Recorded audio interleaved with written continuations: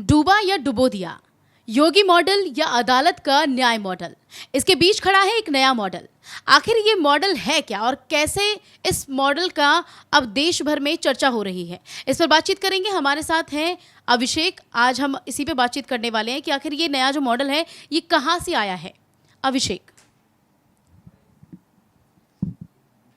अब तक जो चर्चा थी ना मनीषा, वो चर्चा यही थी यूपी के मॉडल की कि वहाँ गाड़ी पलटती है, ऑपरेशन लंगड़ा चलता है, बाकी और भी मॉडल थे, बुलडोजर मॉडल था। लेकिन आसाम की पुलिस एक नया मॉडल लेकर आती है। उस मॉडल का नाम दिया तालाब मॉडल।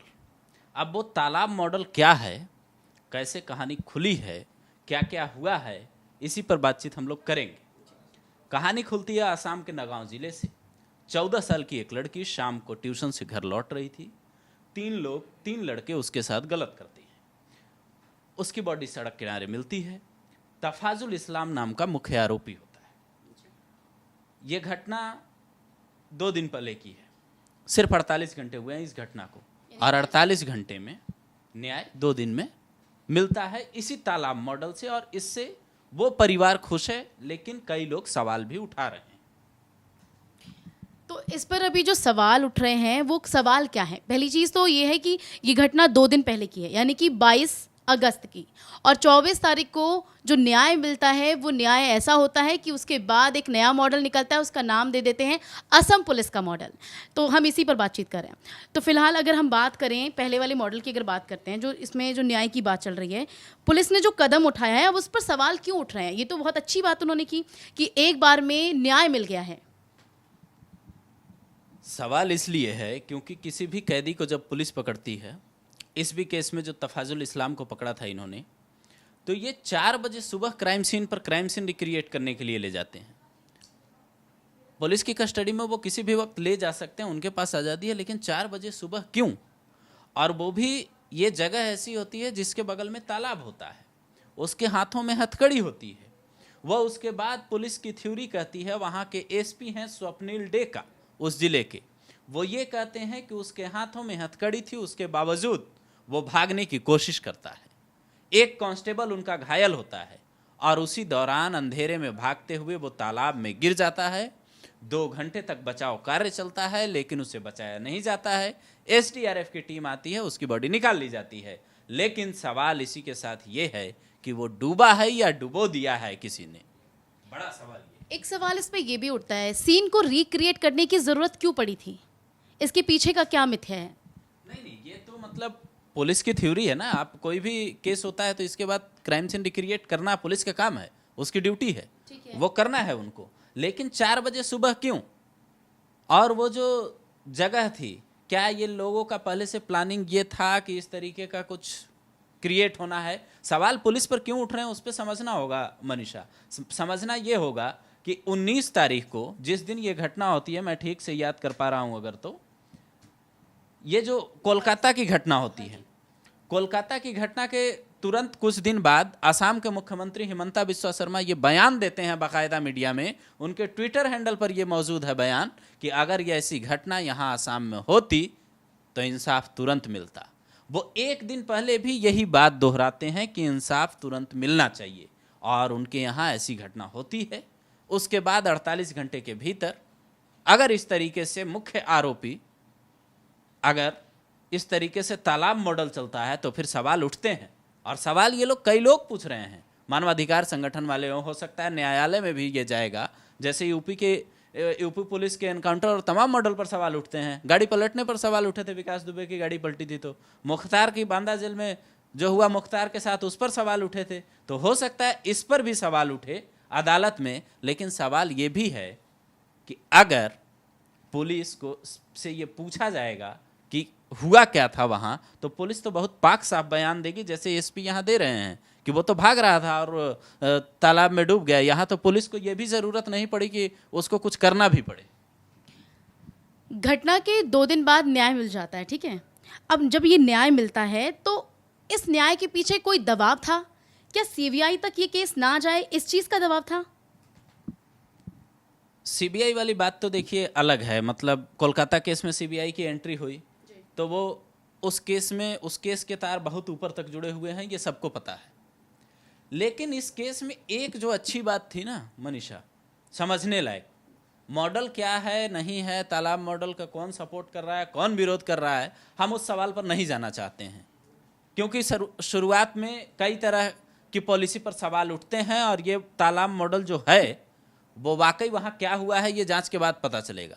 जो लोग सवाल उठा रहे हैं वो भी और जो पक्ष में है वो भी, क्योंकि लोग इंसाफ मांगते हैं।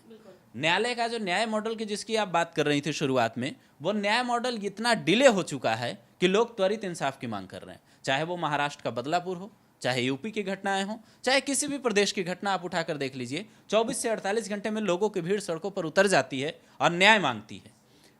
न्याय ठीक है, न्याय मिलना चाहिए और समय पर न्याय मिलना चाहिए, न्याय में इतनी देरी नहीं होनी चाहिए। लेकिन जो आसाम की घटना से बाकी राज्यों के लोगों को सीखने की ज़रूरत है वो ये है कि तफाजुल इस्लाम की जब बॉडी वहाँ से निकाली जाती है तो वहाँ के लोग धर्म नहीं देखते हैं। वहाँ के लोग सीधा सीधा ये कहते हैं कि इसको कोई कब्रिस्तान में जगह नहीं देगा। सीधे सीधे वहाँ के लोग ये कहते हैं कि इसको कोई कंधा नहीं देगा। आरोपी तो आरोपी होता है, उसमें धर्म क्या देखना, जाति क्या देखना है। बिल्कुल। इस पर एक सवाल ये भी है कि महिलाएं कह रही हैं कि पुलिस ने जो न्याय किया है उसके वो बिल्कुल खिलाफ नहीं है, लेकिन वो चाहती थी कि वो उस आरोपी को खुद सजा देंगी, लेकिन ऐसा नहीं हुआ। अब वो महिलाएं चाहती हैं कि अभी जो बाकी के 2 हैं बचे हुए आरोपी, उनकी तलाश हो जाए और उनको महिलाओं को सौंप दिया जाए। तो क्या ऐसा होगा? नहीं, हिंदुस्तान का जो संविधान है वो इस तरीके की कोई अनुमति किसी को नहीं देता, ना पुलिस को अनुमति देगा। ये जो हुआ है इसकी भी जांच ही होगी, सीधी सी बात है। हिंदुस्तान का संविधान ये तो कहता नहीं है, पुलिस को भी नहीं कहता कि आप आरोपी को सजा दे दो। न्यायालय किस लिए? न्यायालय में तो ताला लटक जाएगा। फिर अभी जो बुलडोजर चल रहा है, अभी जो बुलडोजर चल रहा है उस पर भी तो कई लोग यही कह रहे हैं ना कि न्यायालय बंद कर दीजिए। तो फिर सवाल इस बात का है कि जो महिलाएं कह रही हैं कि हमें सजा देना है 2 लोगों को, आखिर ये कोई मूवी तो चल नहीं रही है, फिल्मी सीन तो नहीं है कि आप उठे और सजा दे दिए। पुलिस ने जो किया है उसकी भी जांच होनी चाहिए। लेकिन चूंकि इतने सारे इस सवाल हैं इस केसेस में, डूबो या डुबो दिया, जो बात हम लोग कर रहे थे कि डूबा है खुद से या डुबो दिया है, वो सवाल इतना बड़ा है कि इसकी जांच जब होगी तब इसकी पोल खुलेगी कि कहानी क्या थी। क्योंकि सवाल सबसे बड़ा ये है ना कि हाथों में हथकड़ी होने के बावजूद कोई कैसे कूद जाएगा। अच्छा, अब तक जो जांच में अभी निकल कर आया है, ये जो डूबा या डुबो दिया है, इसमें अभी तक जो जितनी भी जांच, जितनी भी कार्रवाई हमने अभी देखी, जितना भी पुलिस कह रही है, पुलिस के बयानों के बावजूद, इस पर क्या लगता है कि ये डूबा है या डुबो दिया है? ये सवाल देखिए हम लोग भी आपस में ढूंढ ही रहे हैं अभी भी, लेकिन फिर भी जो अभी तक की जांच पड़ताल में निकल कर आया वो क्या है? सुबह की घटना है, सुबह 4 बजे भोर में ये पता चला है इनको, 4 बजे सुबह। दिन भर में यही खबर चल रही है हर तरफ। हो सकता है SIT गठित हो या फिर अदालत में मामला जाए, उसके बाद पता चले।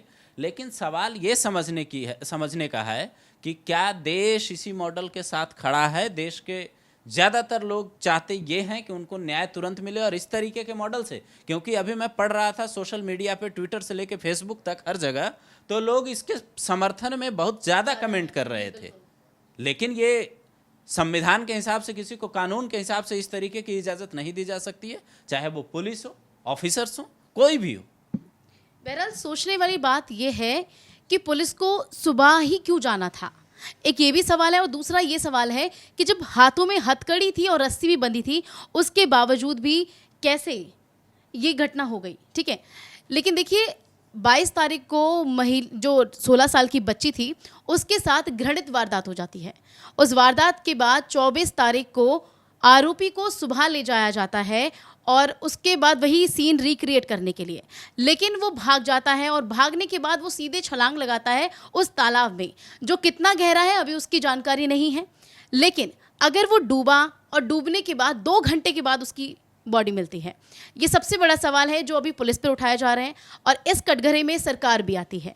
तो अभी देखना ये होगा कि इस पर आगे किस तरह की जांच होने वाली है। फिलहाल इस खबर में बस इतना ही। मेरे साथ थे अभिषेक, मैं हूं मनीषा राघव, ग्लोबल भारत टीवी।